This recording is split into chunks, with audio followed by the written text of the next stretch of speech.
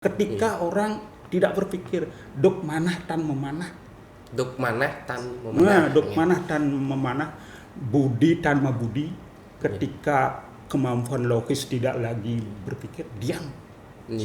Kondisi sunya ini, kondisi nirmala ini, inilah kondisi terpuncak yang disebut dengan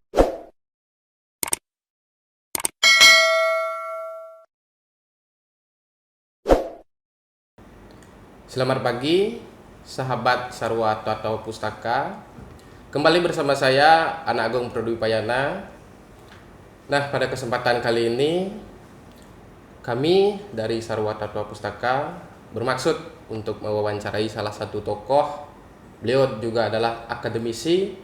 Nah, beliau ini adalah guru saya juga sewaktu saya kuliah di salah satu perguruan tinggi keagamaan Hindu. Beliau juga adalah mendalami khususnya dalam bidang teologi Hindu dan filsafat Hindu. Nah, langsung saja saya perkenalkan beliau. Beliau adalah Bapak Profesor Dr. Iwayan Sukoyaso. Om Swastiastu, Pak Prof. Kenapa nggak terlalu, Pak? becek, kondisi COVID. Iya, Pak Prof. Apa saja rutinitasnya sekarang, Pak Prof? Rutinitas kita ya persiapan untuk Dies Natalis, Dies Natalis tanggal 4 Oktober yang akan datang. Terus kita di pasca kan harus menyiapkan mahasiswa kita untuk bisa wisuda gitu. S2, S3 itu kan untuk bimbingan, uji. Di samping itu juga kesempatan luang untuk menulis. Cukup sibuk Pak Prof. Ya, terima kasih atas waktunya Pak Prof telah mengizinkan kami untuk berbincang-bincang. Nah, pada kesempatan kali ini Pak Prof, kami bermaksud untuk berbincang-bincang seputaran topik teologi Hindu Pak Prof dan dalam teks-teks kesusastraan yang ada di Nusantara sebagai warisan budaya kita Pak Prof. Nah, untuk mengawali pembicaraan pada kesempatan kali ini, saya membuka dengan satu pertanyaan, Prof. Nah, karena Pak Prof sangat mendalami, menggeluti bidang kesusastraan khususnya. Nah, bagaimana Pak Prof mengamati sistem teologi Hindu dalam teks-teks warisan Nusantara tersebut? Silakan, Pak Prof. Kalau kita berbicara tentang teks sastra atau candi pustaka Hindu di Nusantara, kita sebut candi pustaka. Di samping candi-candi yang berupa bangunan suci, bagi para pujangga, para kawiwiku, dibangun juga candi berupa pustaka. Kalau kita berbicara tentang teologi Hindu Nusantara, maka kita harus melihat atau membaca buku-buku atau pustaka-pustaka tatwa khususnya. Dan pustaka-pustaka tatwa ini nanti pada zaman Jawa Kuna yang kita warisi mulai abad ke-9 ya, itu juga ditransformasikan menjadi karya-karya sastra, menjadi mantra. Menjadi mantra. Itu 3 hal yang harus kita pelajari secara mendalam. Nah, kita mulai dari tatwa. Dari seluruh teks tatwa, selama pengalaman saya baca, ada sejumlah yang otoritas. Buana Kosa, Cinyana Siddhanta, Ganapati Tatwa, Prahaspati Tatwa, Cinyana Tatwa Cinyana. Itulah katanya. Dan juga kalau kita lebih luas lagi, tidak yang kita hanya warisi di Bali, di Sunda misalnya Dharma Patanjala. Nah, teks-teks inilah yang dari abad 9 itu, entah tahun abad keberapa, kitab-kitab itu, pustaka-pustaka itu ditulis, kita warisi di Bali. Kita implementasikan sebagai jalan hidup. Sebagai jalan hidup ritual maupun hidup keseharian. Nah, dari kitab-kitab pustaka-pustaka Tatua itu, dasar filosofisnya itu yang menjadi dasar pinakebungkah Tatua kabeh sebagai dasar dari jabaran Tatua yang lebih lanjut itu adalah Duaita Ruobinede. Ruobinede itu disebut Puruso Prakrti. Puruso Prakrti di paham Siwa, dia menjadi Siwa Tatua dan Maya Tatua. Prinsipnya dari Tatua ini adalah cetana, kesadaran, kesadaran semesta. Kemudian lawan pasangnya acetana, ketidaksadaran yang disebut Maya Tatua itu. Itulah dasar pertama. Tapi kalau kita mendalami lebih jauh lagi, kita akan meningkat ke tataran tengah.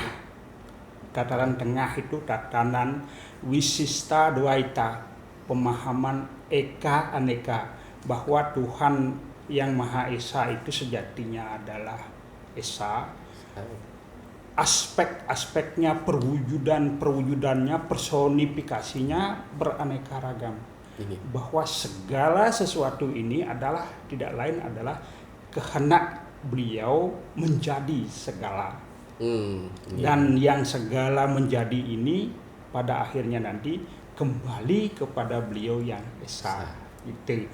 Dan di titik terakhir, di titik terakhir, misalnya kalau kita membaca Buana Kosa di tingkat Paramasiwa itu kita sampai di tingkat monisme mutlak, bahwa tidak ada sesuatu apapun selain Tuhan,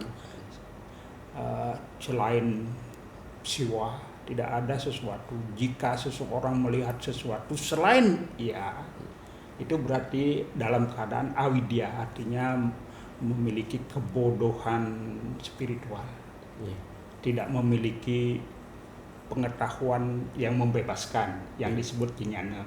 Ini tiga tataran isi utama dari lontar tatua itu: Dwaita, Wisista Dwaita, Adwaita.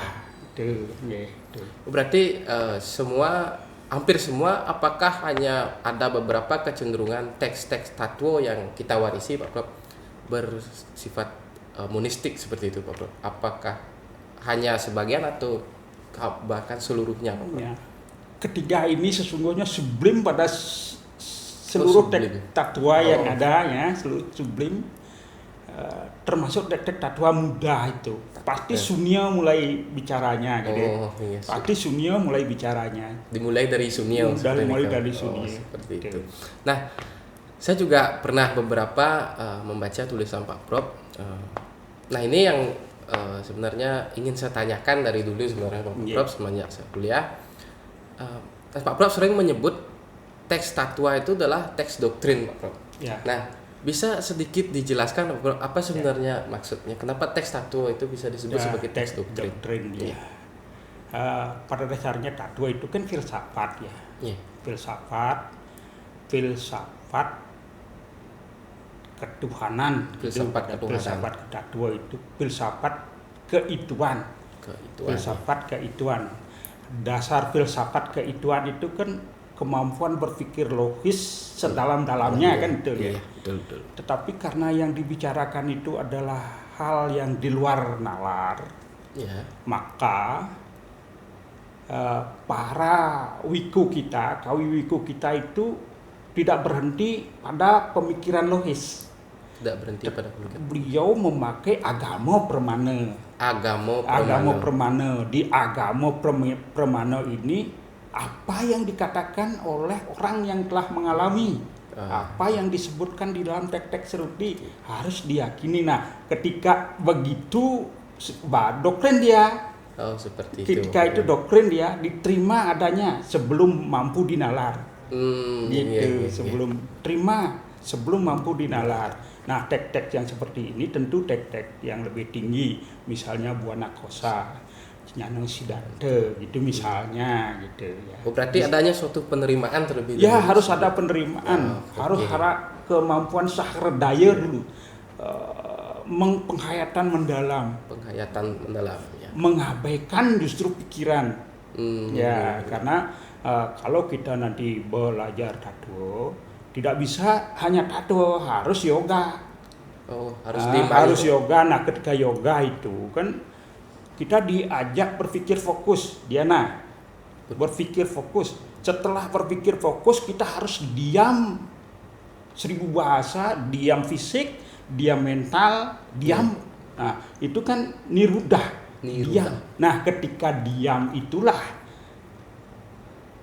menurut yoga itu yang disebut dengan keberadaan yang sejati. Ya, di situ dia ketika orang tidak berpikir dok manah tan memanah. Nah, dok manah tan memanah, budi tanpa budi. Ketika kemampuan logis tidak lagi berpikir, diam.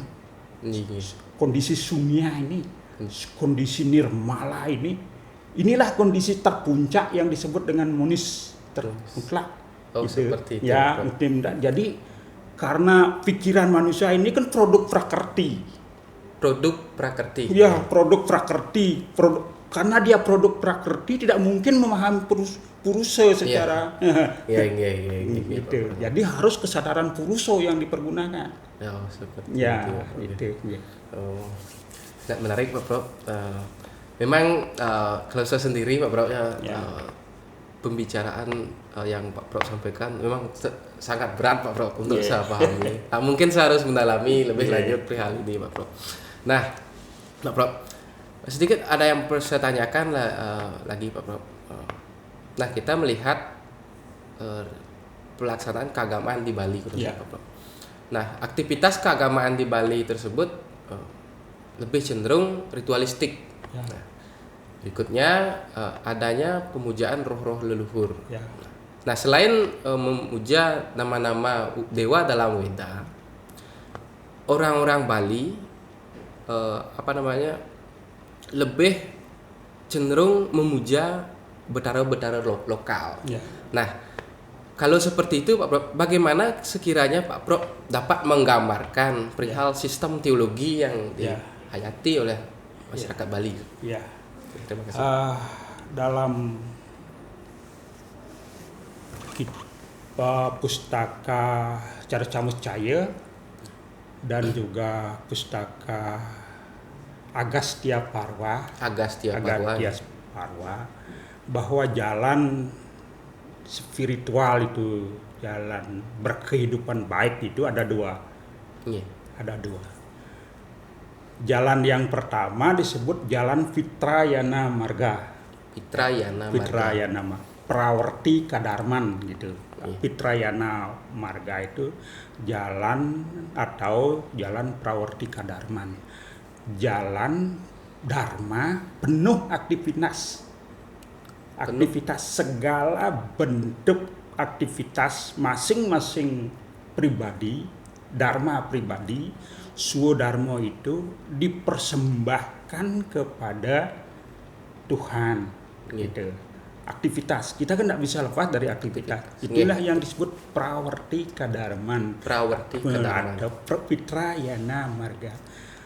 Kita diajarkan untuk berbuat baik supaya berpahala baik. Nah, di sini subha karma. Nah, subha karma ini jalan subha karma itu kita berbuat baik supaya ada keinginan untuk mendapatkan pahala baik. Nah, jalan ini mengantarkan umat sampai di sorga. Sampai di sorga. Jalan inilah yang dilakukan oleh umat kita pada umumnya dengan bentuk-bentuk ritual. Nah, dalam bentuk-bentuk ritual itu ada pemujaan yang disebut dengan pancayatnya. Setiap yatnya itu sampai pada dari Buddha, persembahan kepada Buddha berupa sungguhan. Kita kan harus memelihara badan. Badan ini kan Buddha. Kita mempersembahkan caru, makanan enak yang menyebabkan kita sehat lahir batin, gitu kan. Itu kita juga harus meningkatkan kualitas diri, itu manusianya. Nah, kita juga untuk bisa kualitas diri baik tentu diperlukan guru. Itu sebabnya kita memuja guru yang disebut dengan resiyatnya. Nah, kita juga tidak bisa lepas dari orang tua. Kita lahir karena orang tua. Nah, kita juga memuja orang tua dan leluhur. Dewa Yadnom. Kepada Dewa Yadnyo. Dewa Yadnyo ini kan memuja Tuhan dalam berbagai aspeknya. Siapapun nama beliau, apakah nama import, nama lokal, sama saja.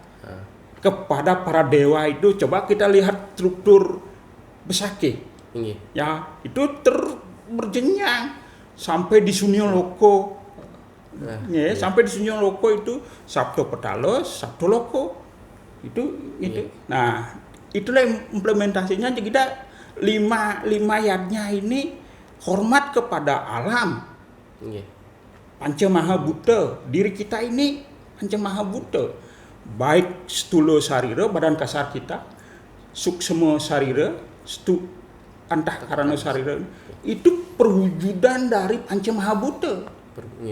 Panca Maha Buddha seperti saya jelaskan tadi. Nah, itu jalan jika tujuannya, kita kan selalu berharap jika tujuannya baik dan berbuat baik hari ini, apapun bentuknya itu mengantarkan kita sampai di surga. Dan yang kedua, ini yang sublim, jalan Dewa Yana Marga. Jalan Dewa Yana Marga. Kalau di Agastya Parwa itu disebut Prawarti Kadarman. Jalan batin. Jalan mistis.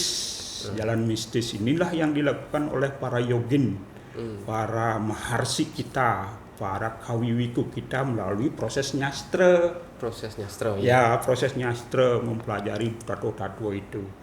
Nah, jalan ini kalau kita kaitkan dengan Bhagavad Gita kan sudah diterjemahkan menjadi dalam Bhisma Parwa, di dalam Bhisma Parwa di sini. Ada jalan niskama karma. Melakukan perbuatan sebagaimana saya misalnya, para kawiwiku itu memiliki swadharma, melakukan perbuatan seperti yang mesti dilakukan, tetapi tanpa menghiraukan hasilnya. Tidak mengharapkan hasil. Ini yang disebut niskama karma. Nah, jalan niskama karma ini melalui proses yoga, pendalaman literatur tattwa, sastra, mantra, itu pendalaman proses yoga sandi. Yoga sandi diistilahkan di dalam Londar, misalnya Tattwa Jnana itu. Seperti apa? Ada pertemuan batin roh kita dengan yang dipuja Tuhan Yang Maha Esa itu menunggal. Nah, gitu kan, melalui proses yoga dhyana. Tarka yoga. Jadi ketika terjadi penunggalan ini dalam proses aktivitas diam dalam aktivitas diam kan yoga ya. Diam. Nah, ini jalan mengantarkan sampai di moksa, kebebasan dari pengaruh material. Bebas dari pengaruh material. Dalam hidup ini bisa dicapai, bukan hanya nanti. Jiwan mukti sekarang. Jika kita sudah memang bisa dalam keadaan tenang menghadapi suka duka. Tenang. Dan selalu melakukan mulat sarira. kesadaran kita yang keluar, panca indera ini kan kesadaran keluar, dibalik ke dalam. Ini yang disebut amutar tutur di dalam Arjuna Wiwaha gitu. Nah ini jalan yang sulit, tidak bisa beramai-ramai. Jalan khusus pribadi, jalan mistis ini. Kalau yang Fitrayana Marga itu untuk kita orang masyarakat umumnya yang tidak bisa lepas dari keinginan untuk mendapatkan rasa suka, rasa bahagia, ya kelimpahan harta kan, melalui perbuatan baik. Tanpa perbuatan baik ini tidak akan mungkin. Gitu. Nah tadi menarik Pak Prof, terkait dengan ada ungkapan Pak Prof tentang istilah dalam kekawinan Arjuna Wiwaha amuter tutur pinahayu. Nah, kan seperti sangat, kalau saya sendiri memahami itu sangat kompleks mungkin ya. Nah kalau Pak Prof mungkin bisa menyederhanakan maksud dari istilah itu Pak. Sederhananya gini, jangan terlalu mengumbar panca indera itu mengejar objek-objek indrawinya. Seperti itu. Jangan, sekali-kali lihatlah diri sendiri, siapa aku. Mengetahui diri sendiri, karakterku, fisikku kan, gitu. Siapa aku? Kenali fisik kita ini siapa? Untuk apa kita berfisik? Gitu. Mengenal. Duduk kening.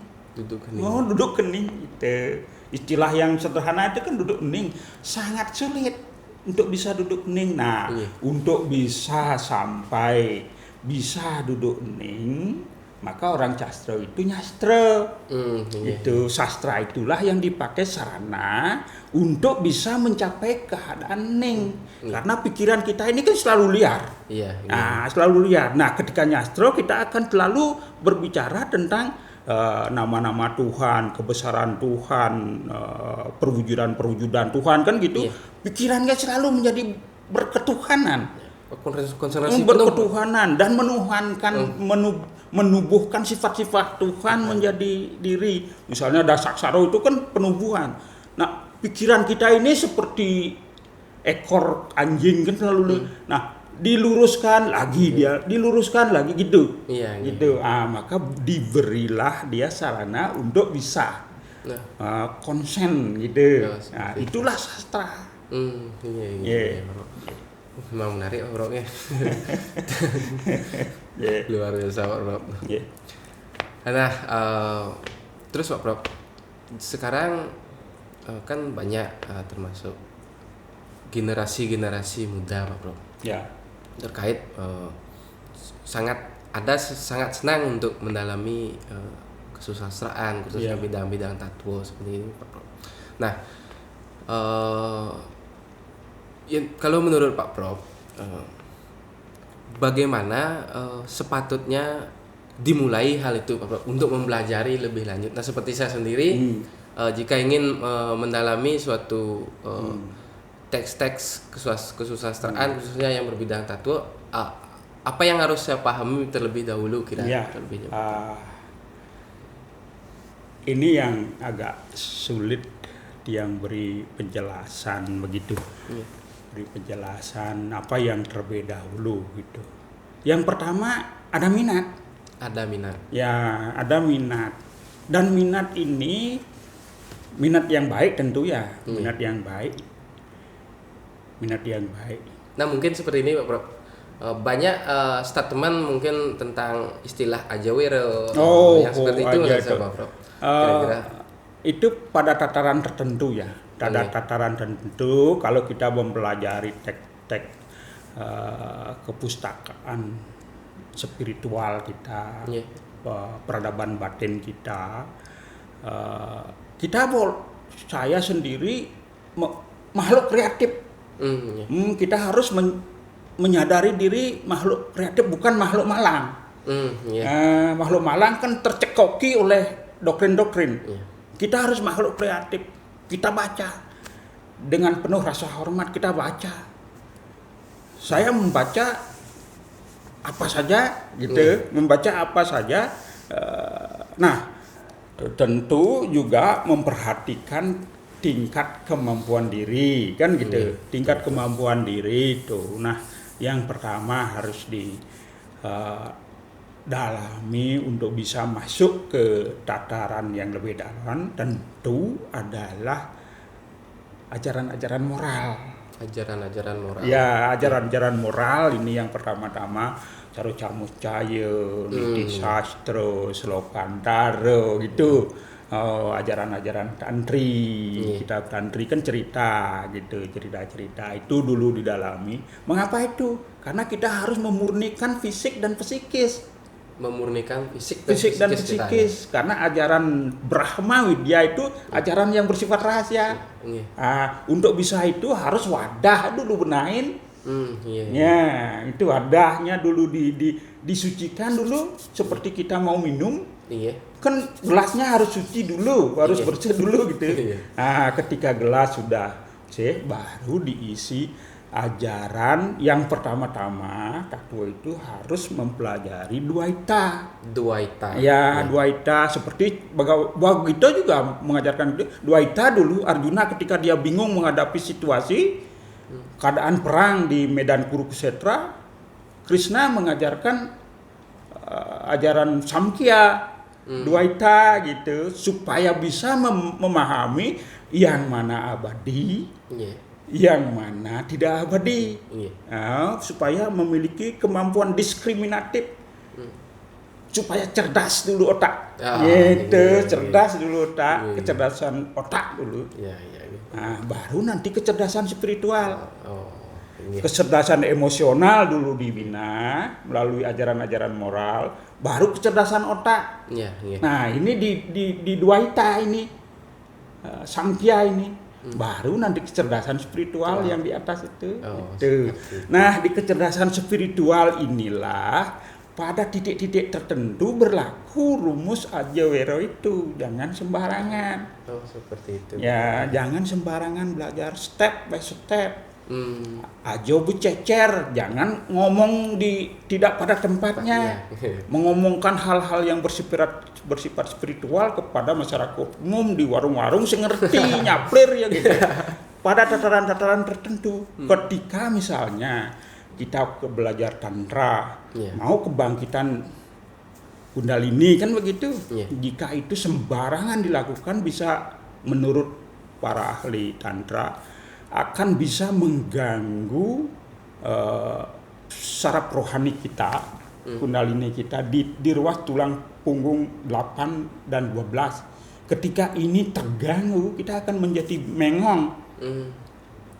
Ini bisa berdampak serius seperti itu. Berdampak serius sekali, sulit diperbaiki. Oleh karena itu, ketika mau kebangkitan itu dan kita sudah siap untuk menerima kebangkitan itu, kita harus menemukan guru yang memang memiliki pengalaman di bidang itu, yang memang seorang tantrik itu. Nah, ajaran-ajaran esoterik inilah ada pada tattwa, ada pada mantra, ada pada kekawin-kekawin tertentu.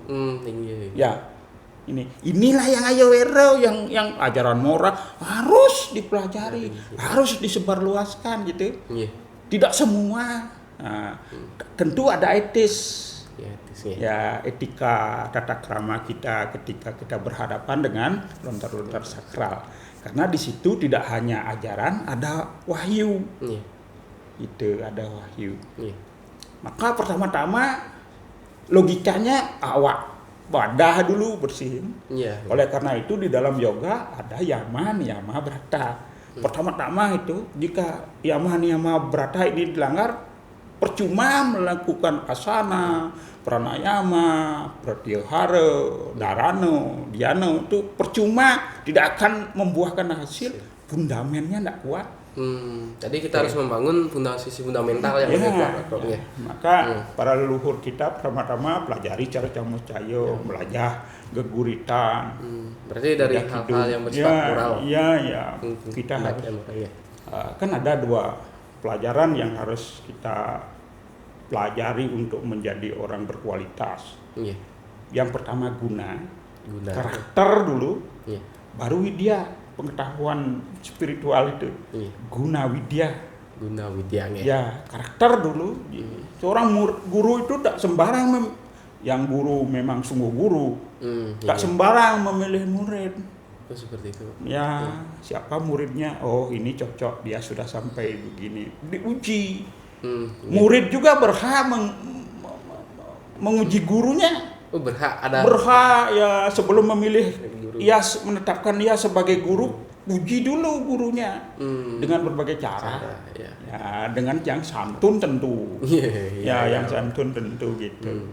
Nah, tadi Pak Prof menyatakan bahwa perlunya seorang guru untuk membimbing spiritual kita.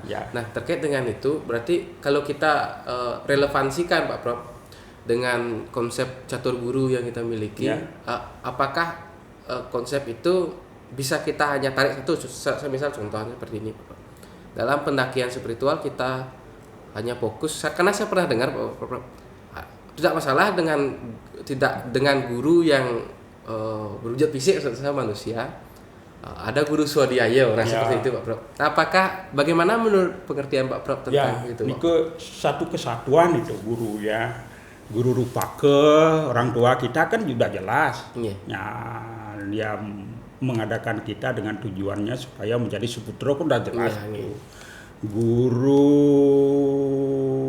pengajian. Nah, kan ini guru pengajian, guru yang melatih kita untuk mengenal aksara dari SD sampai perguruan tinggi. Nah, itu guru pengajian. Termasuk di dalamnya nanti kalau kita masuk ke tataran spiritual mistis gitu ya. Tuhan juga kita puja sebagai guru ya, guru wisesa, guru apa namanya? Tuhan sebagai guru swadhyaya. Kita puja beliau di kemulan kan, Sang Yang Pramesti Guru. Pemerintah juga yang mengatur negara ini wajib kita hormati. Itu satu kesatuan itu supaya kita menjadi harmonis. Berarti kita tidak bisa lepaskan. Tidak bisa dilepas-lepaskan. Bagaimana bisa lepas dengan orang tua? Begitu juga dengan laku yoga Nyastro Bali. Itu Nyastro Bali itu kita teks ini kan guru, alam ini kan guru. Teks ini guru saya. Berguru secara imajiner kepada Empu Kanua begitu misalnya. Kan Empu Kanua tidak hidup sekarang, hidupnya pada zaman Erlangga kan. Saya berguru secara imajiner penuh rasa hormat ketika saya mau baca kekawin Arjuna Wiwaha karya beliau. Saya harus tunduk dulu dengan batin yang telah saya persiapkan, baru saya baca. Mengapa begitu? Karena saya ingin sastra ini menjadi diri saya sendiri. Ya itu. Hormat. Saya melakukan dialog imajiner dengan Empu Kanua lewat karyanya. Gitu. Itu berguru juga. Dengan Ido Betara Sang Yang Pramesti Guru di Kemulan, kita kan berguru imajiner. Supaya kita diberi pencerahan. Oh, kok saya bertemu dengan buku ini, saya baca. Oh, kok menuntun buku ini menuju saya lebih jauh gitu. Ya gitu. Sebelum kita menemukan guru rohani yang real, kita bisa melakukan guru susruse lewat karyanya. Lewat karyanya kita dialog dengan beliau gitu. Seperti Eko Lawyo itu kan berguru kepada Drona secara imajiner. Betul. Itu selalu ada jalan berguru selama kita mempersiapkan diri untuk diberi pelajaran. Betul. Nah, terakhir Pak Prof, apa pesan Pak Prof khususnya terhadap generasi muda terkait dengan keberadaan teks-teks warisan Nusantara? Pesan saya sesuai dengan pengalaman saya ya sampai sejauh ini itu, saya semakin kagum dengan kearifan rohani para kawiwiku, para sulinggih kita tempo yang dahulu sampai sekarang ini teks itu terus mengalir ya, dengan dibahasakan sesuai dengan bahasa kita yang sekarang. Nah, bagi adik-adik yang berminat, baca terus, baca bacanya itu dengan 2 metode. Sahradaya, penghayatan. Ya. Lalu sahradaya samuado, adakan jarak membaca berdialog. Ya. Lalu melakukan karya kreatif. Karya kreatif. Tidak harus seperti apa yang disampaikan oleh Mahri, boleh ditentang. Kita tidak boleh disimpangi. Ya, tidak selalu mengikuti. Ya, disimpangin. Orang jalan spiritual itu tidak lurus. Jalan lurus itu hanya jalan ke neraka. Ya.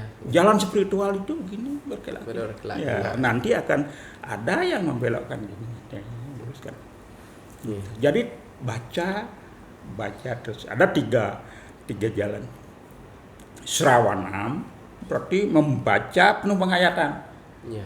Penuh penghayatan, membaca, apakah menulis, nurun, penuh penghayatan. Kemudian menanam ini artinya berdialog dengan teks itu, dengan literatur barat itu didialogkan, dikaji. Terus nidi dia melaksanakan yang memang telah tidak dapat disangkal lagi oleh pikiran kita, laksanakan. Nah, supaya kita memiliki pengalaman spiritual. Tidak cukup memahami, harus mengalami. Gitu. Nah, ini terus berlanjut terus. Dan saya sendiri memiliki pengalaman. Selalu saja mendapat rasa anyar. Ya, rasa anyar dari teks-teks yang dibaca itu saja. Lalu ada pemahaman baru, tanda kutip baru itu rasa anyar. Dan dari rasa anyar ini kita menemukan ruang kosong. Nah, ruang kosong inilah tugas kita mengisi. Seperti itu. Ya, disitulah makhluk kreatif. Kita sebagai makhluk kreatif jangan mau menjadi makhluk malang, tekstual. Nah, harus makhluk kreatif. Harus menjadi makhluk kreatif. Ya, kreatif. Kreator.